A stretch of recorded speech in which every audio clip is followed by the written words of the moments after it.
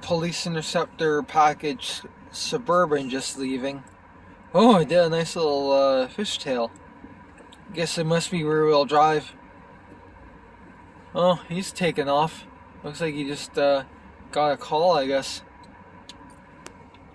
Yeah, looked like a guy in a tactical uniform or something from the OPP. We're just here at a gas station right now, sorting some things out, and we're gonna hit the road now. So, speak to you in a bit. Here we are on 12, and it looks like there's a snowplow up ahead. Yeah. Do we have another pickup, or? I guess we're just going down to McDonald's and wait for something, or? Alright.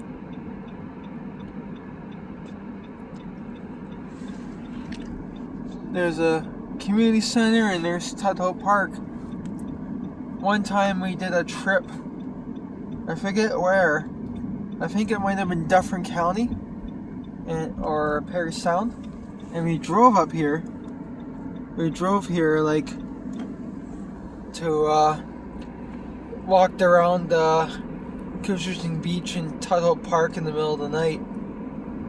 And then we came to Tuttle Park and it was pitch black with nothing around. No light whatsoever, and it was kind of creepy walking through there. And but it was fun. We had a little play fight.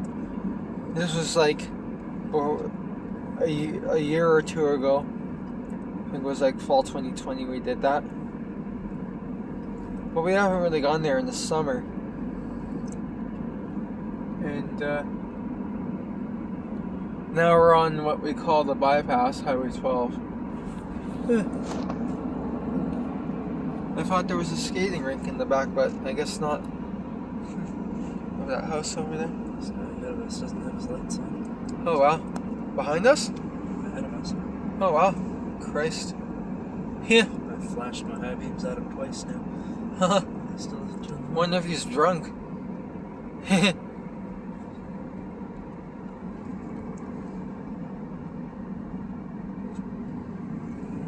There's the Orillia fire station. We always see the trucks going by our house all the time on calls. I haven't really gotten to see their station yet, but it looks really nice. And I've gotten a few pictures of a couple of their pumpers, but haven't gotten pictures of their aerial yet. Orillia Christian School.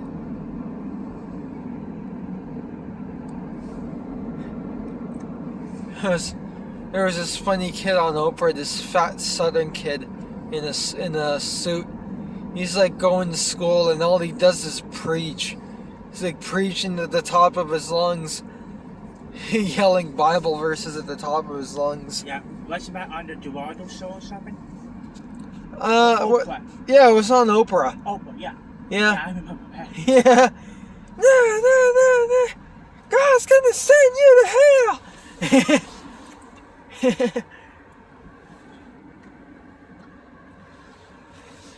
It was pretty funny to say the least. Yeah, all that brainwashing. like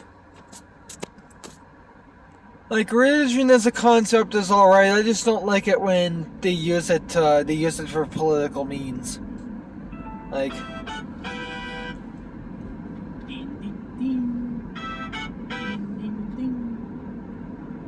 got a load? It's a DoorDash order. Oh, cool. Huh. We're about to... Oh, it's sending us onto the highway, or? Huh. It's at Walmart. Oh, wow, cool. Alright. We're on Highway 12. We're coming up to Highway 11. Gonna be passing our house soon. We just passed the Central Region OPP headquarters. We're like in the middle of the city of Orillia, but it kind of doesn't look like it with all the trees around. And there, just up here is our complex where we live at. Here's Mississauga Street. I would often go fanning city buses around here. Yeah, we call that the ghetto of Orillia. Well, I know, it's a little joke. It's a little joke, yeah, because like... And you call that part over there to your right the white people saying things before, which was pretty hilarious. Yeah. Yeah. Well,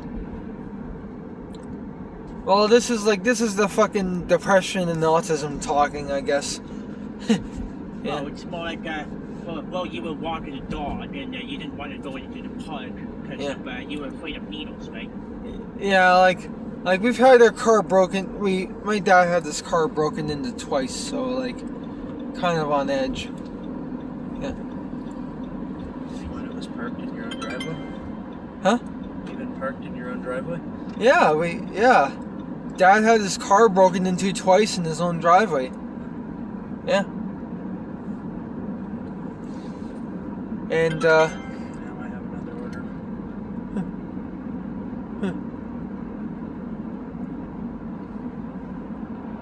How many orders did you get? Alright. So you're gonna pick up Walmart first and then do the restaurant after? Yeah. Okay. I kind of want to cancel the Walmart one Yeah. though. It's going to be annoying. Yeah. Just going to pull over when we get off. Okay.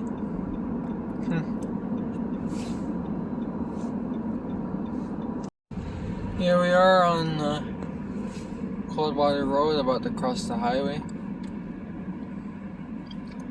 Not a lot of traffic here. This guy's got a signal on. What gives? I forgot to make that turn in 1972. I think he's doing that prematurely, but he wants to go south on the 400. Okay. 11. Or he just turned it off now. Yeah.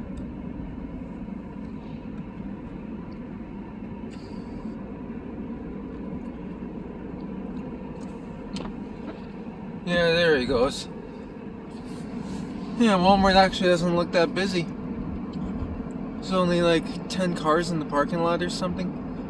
More than 10, but it's not that busy. Yeah. Might end up getting served quickly.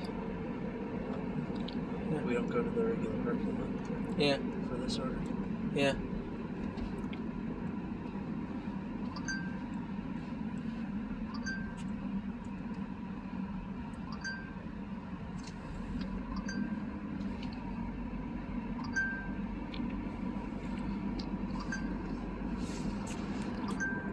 Here we are back on a City of Orillia maintained street, passing the McDonald's, and yeah, covered in snow. Yeah. I bet your truck is gonna have all sorts of snow on the back of it when we're done. Yeah.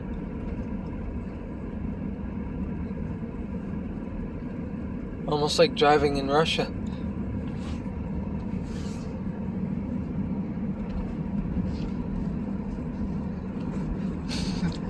Except we're not crashing into everybody and going suka bliach.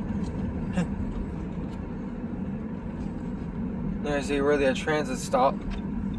That's probably the biggest shelter in all of Orillia. Yeah. Oh wow, this is where all delivery pickups go. Holy shit. Wow. Maybe I should cancel. Yeah, it says pick up call. You have to call phone number upon arrival, it says. Holy crap. Yeah. There's a whole lot of cars there on this side. Yeah. And only a few spaces on the other side. Yeah. Not doing this. Yeah. Well, good luck whoever has to take the Walmart order. Yeah. For Walmart staff must be busy because you have to call back the number and then just wait. Yeah. Yeah. When we can get an order a lot quicker and make a lot more, screw that. Fuck all this.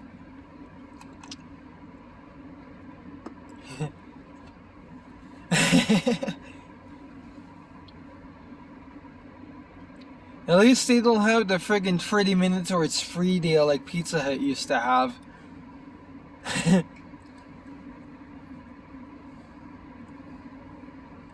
You remember that? Yeah. Yeah.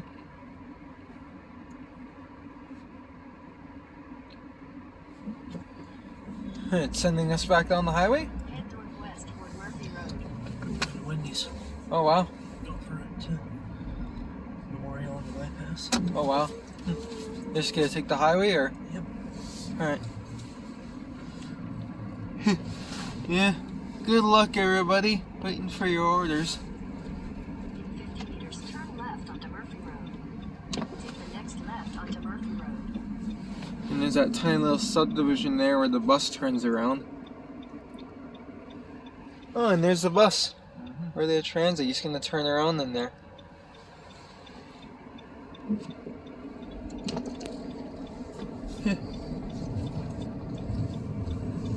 When you speak of the devil. 800 meters.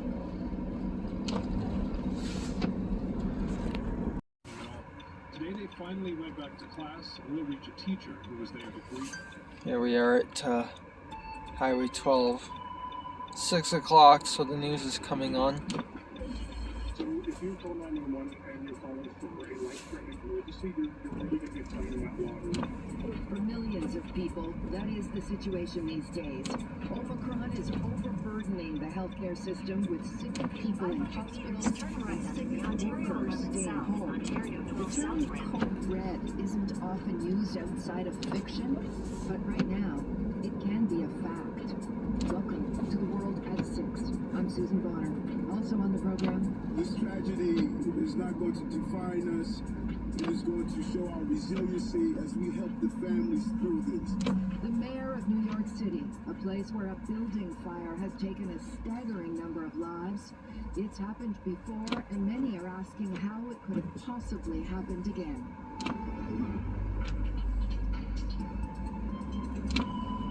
It's like a snowplow up there.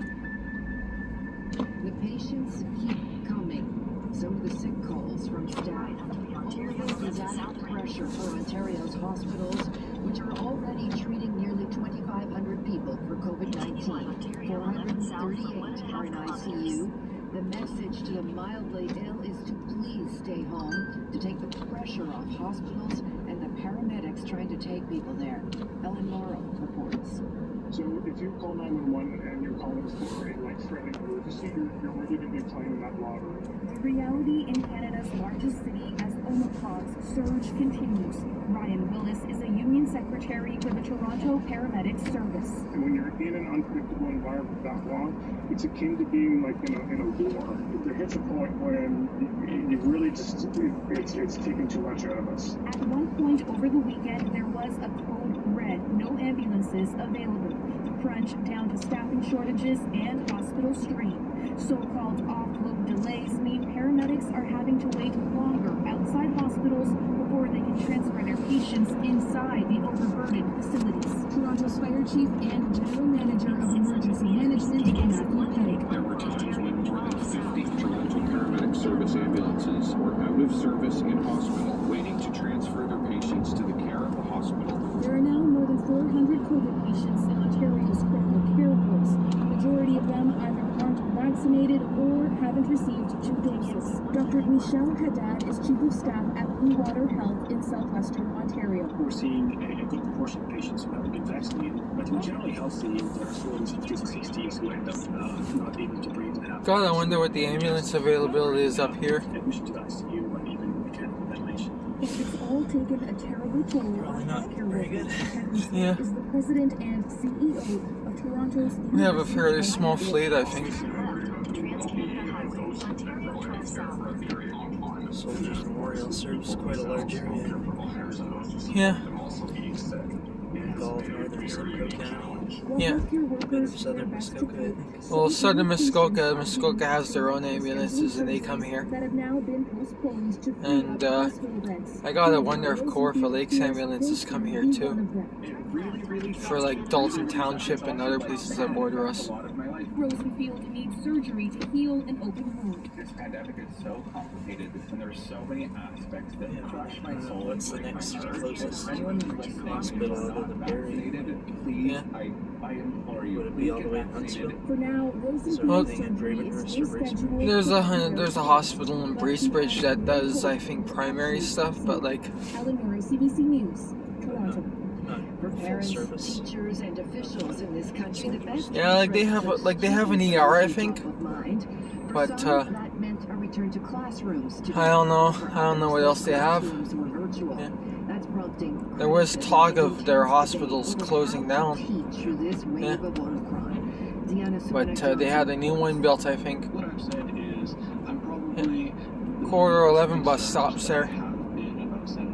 Those of you who don't know, the Corridor 11 bus is the bus run by Hammond Transportation out of Muskoka from here.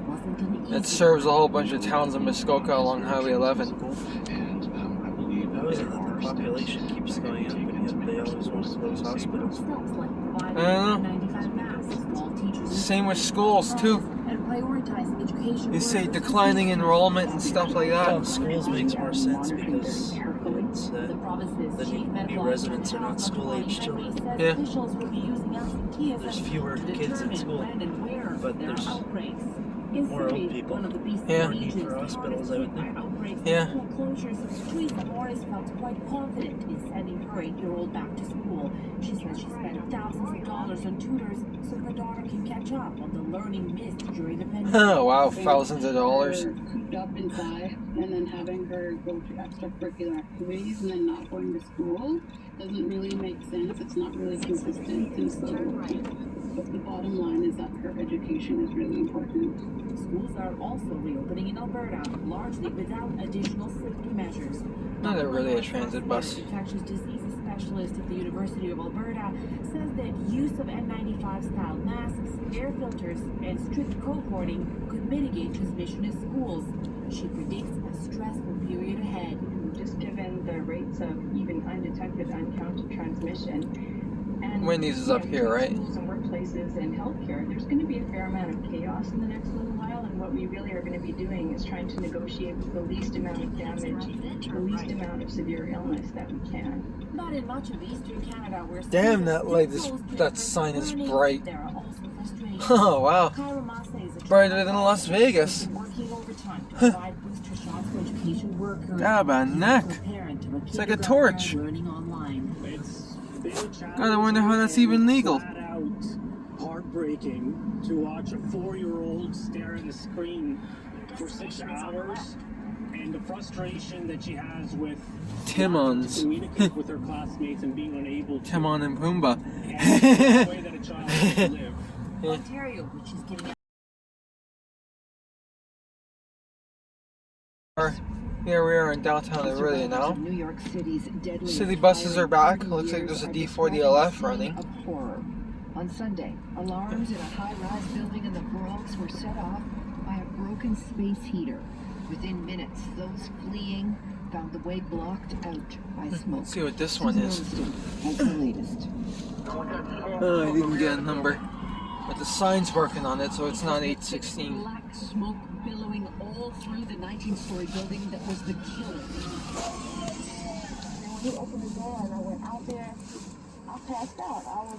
It was devastated. It was real scary. Daisy Mitchell tried to escape her duplex by taking the stairs. And I went to the stairs, opened the door, it just blew me back in the house, and I panicked, and I told my husband, let me in the house. I can't see, I'm blind, I can't see. If I stayed out there another 3 seconds, I would have been gone too. The fire began in a bedroom on the 3rd floor on a cold Sunday morning. A space heater sparked it. When the family fled in terror, they left their apartment door open. We're certain that the fire started with a faulty electrical heater, portable heater, but the smoke traveled throughout the building, and the smoke is what caused the deaths and the serious injuries.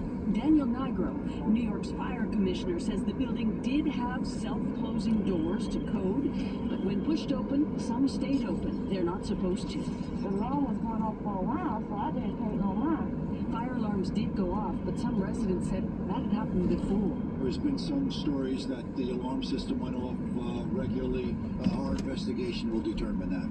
But this is an unspeakable tragedy. New York Mayor Eric Adams said dozens of injured, gasping for air or unconscious, their faces covered in soot, were found on every floor of the apartment building. Close the door.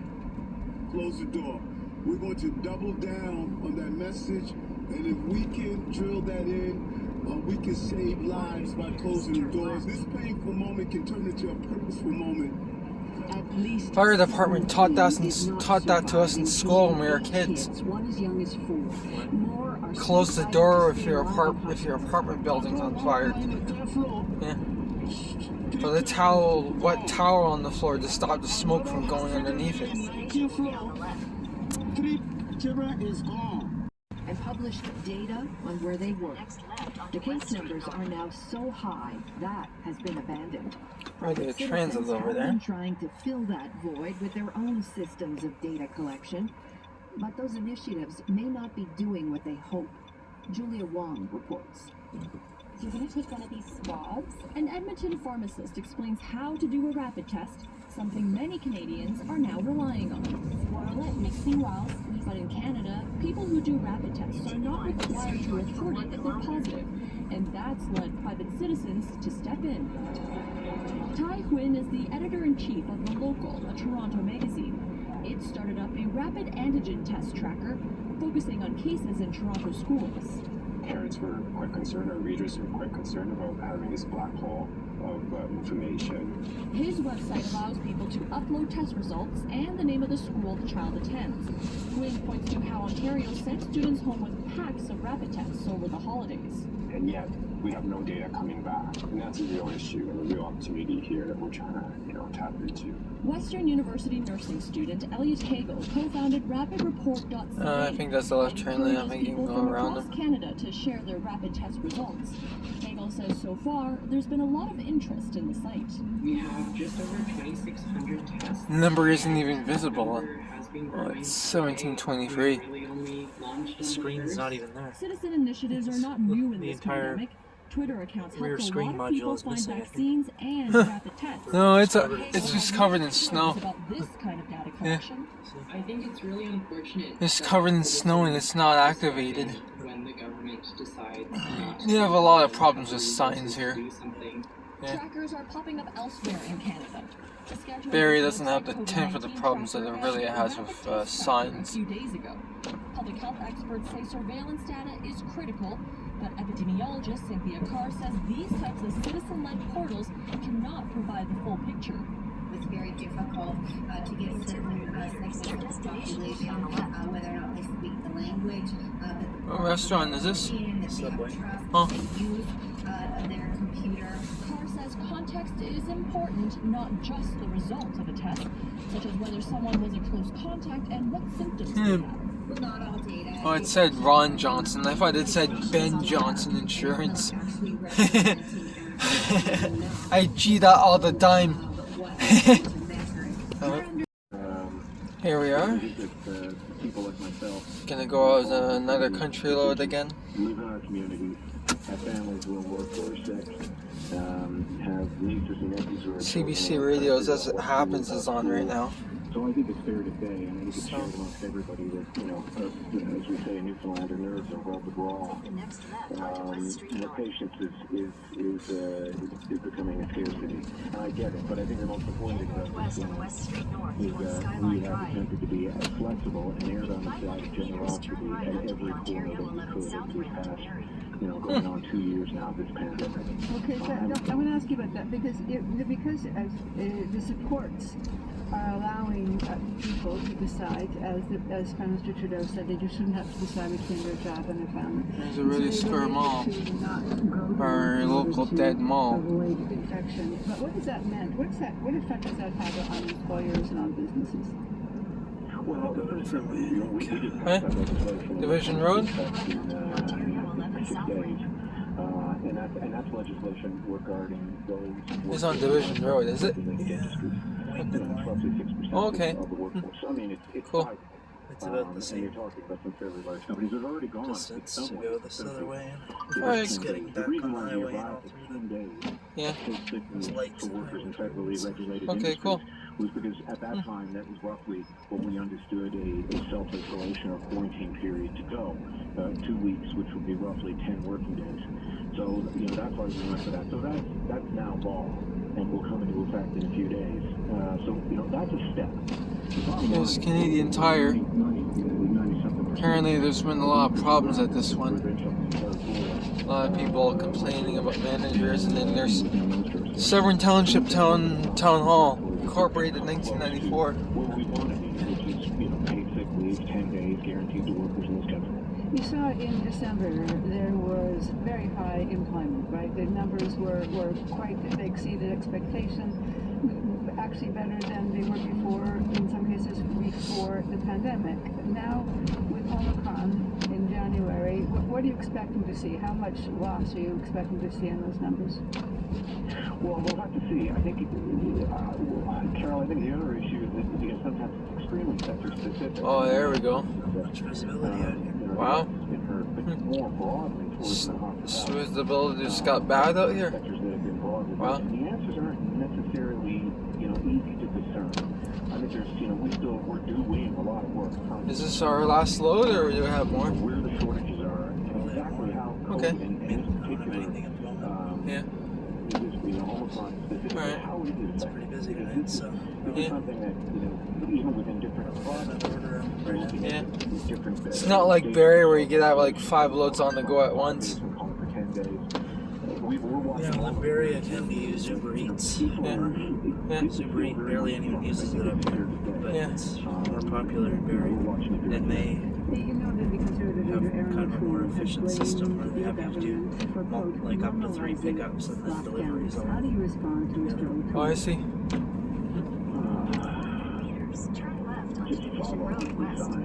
this year. I mostly use DoorDash and skip the dishes, and I have to manage it myself. I think that guy's backing up. This guy's backup lights on. Yeah. Increasing numbers of people who are, That looks like Division Road, he just went down. There's a fire station right here. And how do we keep our economy, keep society going? Nobody wants to see a return of the massive lockdowns we saw 2 years ago. Well, we have a better idea of the virus now. Well, I'll cut it for a bit. Well, here we are in Division Road. Weather's getting worse. And so is the Man Bear Pig is Real talk on the radio about COVID.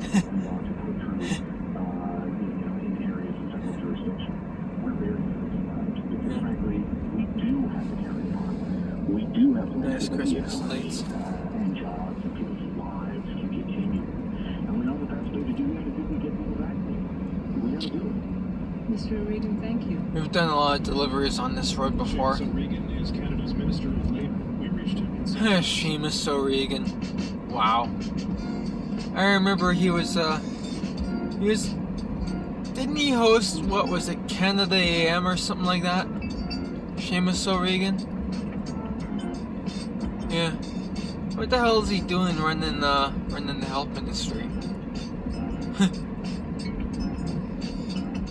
Well, I've seen stupider things. I've seen a friggin' reality TV star become president of the United States, and a TV cowboy become president before I was born. Finally able to return to the classroom, putting an end to the world's longest school closure because of COVID-19.